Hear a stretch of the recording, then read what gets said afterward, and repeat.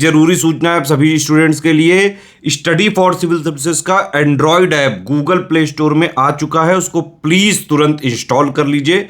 और अगर आप स्टडी फॉर सिविल सर्विसेज के सिर्फ ऐप से कोई भी कोर्स, कोई भी पीडीएफ परचेस करते हैं तो उसमें अप्लाई कूपन, अगर आप ज्ञान सर जो है आप उसमें अप्लाई करते हैं, ये कूपन कोड है, तो उसमें 20% फीस तुरंत माफ हो जाएगी, मतलब 20% डिस्काउंट तुरंत उसमें लग जाएगा।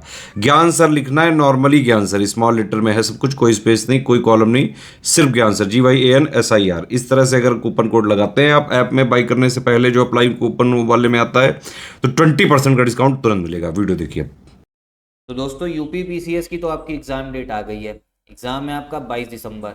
आरओ फिलहाल पोस्टपोन हो गया है और ऐसा लग रहा है कि मार्च अप्रैल तक ही होगा। तो अभी आपकी जितनी भी आपके अंदर एनर्जी है, ऊर्जा है, सब आप लोग झोंक दीजिए यूपी पीसीएस के एग्जाम के लिए, क्योंकि काफ़ी इसमें भी 5.5 लाख के आसपास बच्चा जो है बैठा हुआ है। ठीक है, और देखिए यूपी पीसीएस के लिए हिस्ट्री काफ़ी इंपॉर्टेंट सब्जेक्ट है, इससे क्वेश्चंस आते हैं। तो इसी के लिए हम लोग सीरीज कर रहे हैं जिसमें एंशिएंट, मिडीवियल, मॉडर्न, तीनों जो आपका टॉपिक अच्छे से कंप्लीट कर रहे हैं टॉप 500 एमसीक्यू के थ्रू। ठीक है, अब इस सीरीज में पहले भी वीडियोस में बना चुका हूँ, तो उनको भी देख लीजिएगा, प्लेलिस्ट बनी हुई है। ठीक, अच्छे से फॉलो करना, काफ़ी बढ़िया तरीके से आपका हिस्ट्री जो है कवर हो जाएगा। तो चलिए हम लोग अपनी वीडियो भी स्टार्ट करते हैं। साथ में ये भी समझ लीजिए हमारा एक CS का लास्ट 36 डेज का क्रैश कोर्स भी स्टार्ट हो गया है, तो आप उसको भी ज्वाइन कर सकते हो यूपी पीसीएस 2024 के लिए, इन नंबर्स पे कॉल करके। चलो 171 वाले क्वेश्चन से स्टार्ट करना है। When did the first industrial policy of independent India come? स्वतंत्र भारत की पहली औद्योगिक नीति कब आई थी? तो ये आई है आपकी 1948 में, क्योंकि जब देश आज़ाद हो गया तो देश को अपनी अर्थव्यवस्था, इकोनॉमी, इंडस्ट्री पे भी ध्यान देना था। तो एक पॉलिसी आई कब? 1948 में। क्वेश्चन पूछा जाता है ये। फिर आ गया हूँ, अब देखो इसमें बात हो रही है आपकी जो गोलमेज सम्मेलन थी ना, जो दूसरी वाली गोलमेज सम्मेलन हुई है, सेकेंड राउंड टेबल कॉन्फ्रेंस, कहाँ होती थी राउंड टेबल? टोटल तीन हुई है लंदन में। ठीक है, और ये सेकेंड वाली कब से हुई है? 1931, मतलब सितंबर 1931 से दिसंबर 1931।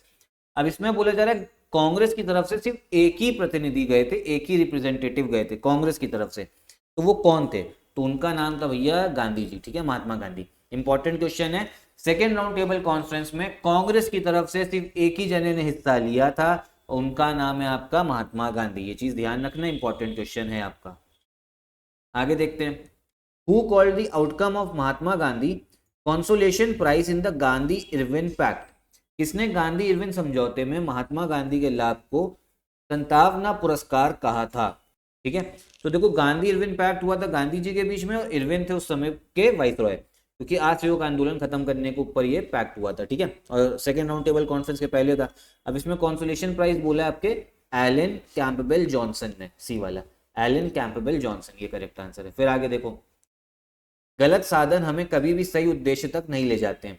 The wrong means never lead us to the right aim. ठीक है, तो ये बात बोली है आपके महात्मा गांधी ने, क्योंकि जो गांधी जी थे वो हमेशा जो साधन है जिसके थ्रू आप जा रहे हो उसकी भी चिंता करते थे। जैसे थे समझो, मान लो अंग्रेजों को देश से बाहर निकालना है, ठीक है, मेन उद्देश्य हमारा बाहर निकालना है, वो तो सही है, लेकिन गांधी जी का कहना था जिस रास्ते आप जा रहे हो ना, कि ऐसा नहीं है कि अंग्रेजों को फिर हत्या कर दे रहे हो, उनको भगा दे, तो ये भी नहीं होना चाहिए, अहिंसक तरीके से। तो मतलब जो आपका रास्ता है वो भी सही होना चाहिए, ऐसा गांधी जी का कहना था। आगे आओ, देखो इंडियन नेशनल कांग्रेस और जो आपकी मुस्लिम लीग थी, इन्होंने एक साथ में एक आपका अधिवेशन किया है, और वो अधिवेशन था आपका लखनऊ सेशन 1916। मतलब इन लोग के बीच में कहाँ से प्यार जाग गया था, कांग्रेस और मुस्लिम लीग के बीच में, कि आपका एक सेशन हुआ लखनऊ सेशन। इसमें दोनों ने बोला कि हम साथ में मिल के अंग्रेजों के खिलाफ अपनी डिमांड रखेंगे, साथ में मतलब आप क्या कहते हैं, जो आपका आंदोलन है, स्वतंत्र आंदोलन, नेशनल मूवमेंट, उसको आगे बढ़ाएंगे। ठीक है, तो ये इस समय बड़ा एकदम से प्यार जागा था। उसके बाद में तो फिर दोनों थोड़े टाइम में ही अलग अलग हमें देखने को मिले। ठीक, आगे आओ।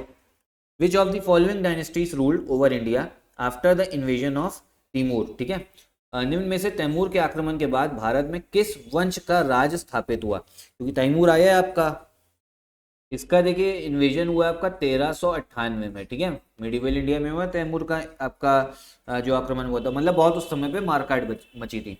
तो इसके बाद में जो आपका वंश रूल करता है वो है आपकी सैयद डायनेस्टी, सी वाला जो है वो करेक्ट है। आगे आइए, बोला जा रहा है फिरोज शाह तुगलक ने इसमें से कौन से जो शहर है उसकी स्थापना, उसको फाउंड नहीं किया है? ठीक है, करेक्ट आंसर है आपका अहमदपुर। ठीक, अहमदपुर, बाकी तीनों जो है फिरोज शाह तुगलक ने बनाए, फतेहाबाद, फिरोजपुर, जौनपुर। आगे आओ, ऋग्वेद का जो 3rd डिवीजन है, तृतीय मंडल है, उसके रचयिता, उसके ऑथर कौन है, ठीक है, ये बोला जा रहा है। तो ये है आपके विश्वामित्र। कौन? विश्वामित्र, ठीक है, उसका आपका एंशिएंट इंडिया से क्वेश्चन है। फिर अशोका का जो इंस्क्रिप्शन है, जो शिलालेख है, उसके बारे में बात हो रही है। एक बोले बहुत सारे इंस्क्रिप्शन है, यहाँ बात हो रही है आपकी शहबाजगरी की और मनसेरा की। शहबाजगरी और मनसेरा बोले जा रहे कौन सी लिपि में लिखे गए हैं, कौन सी आपकी स्क्रिप्ट में लिखे गए हैं, तो ये लिखे गए हैं आपके खारोष्टी स्क्रिप्ट में, बी वाला। कौन से? खारोष्टी स्क्रिप्ट में लिखे गए हैं ये आपके अशोका के इंस्क्रिप्शंस। आगे आओ। By whom the first republic of the world was established in Vaishali. Vaishali में विश्व का पहला गणतंत्र किसके द्वारा स्थापित किया गया था? तो वैशाली आपका भैया भाई उधर बात हो रही महाजनपद की। तो उस समय पे जो आपका पहला रिपब्लिक था ये स्टैब्लिश किया था आपके लिच्छवी वंश ने। कौन सा? लिच्छवी वंश ने। गणतंत्र मतलब वही चुनाव की तरीके से, मतलब पूरा ऐसे एकदम चुनाव नहीं कि सब लोग वोट कर रहे हैं, लेकिन कुछ तरीके का हमको वहां पे देखने को मिला है। आगे आइए। अब बोले जरा वर्ल्ड वॉर 1 में कौन सी जो गैस है वो यूज हुई है, क्योंकि केमिकल एजेंट भी यूज होता है, मतलब दुश्मनों को हराना है आर्मी को तो केमिकल छोड़ दो, तो ये गैस यूज हुई आपकी मस्टर्ड गैस। वर्ल्ड वॉर 1 में कौन सी हुई है? Mustard gas. फिर आओ, कोल रिवोल्ट कब हुआ है? अब देखो ये भी आपकी जनजातीय विद्रोह था अंग्रेजों के खिलाफ में। अब इससे जो है, ठीक है, तो कोल रिवोल्ट जो है वो आपको देखने को मिलेगा 1831 से 32 तक, ठीक है, 1831 से लेके 32 तक जनजातीय विद्रोह है आपका, ठीक है। क्योंकि अंग्रेज लोग क्या करते थे, अच्छा जो कोल जनजाति है, छोटा नागपुर वाला जो रीजन है वहां पे है। अब अंग्रेज लोग की भैया आदत थी सबके उसमें क्या कहते हैं इंटरफेरेंस करना, तो इनके में भी गए कानून बदलो, ऐसे चलो, तो कोई बर्दाश्त थोड़ा ना करेगा आप हमारा रहन सहन बदलोगे।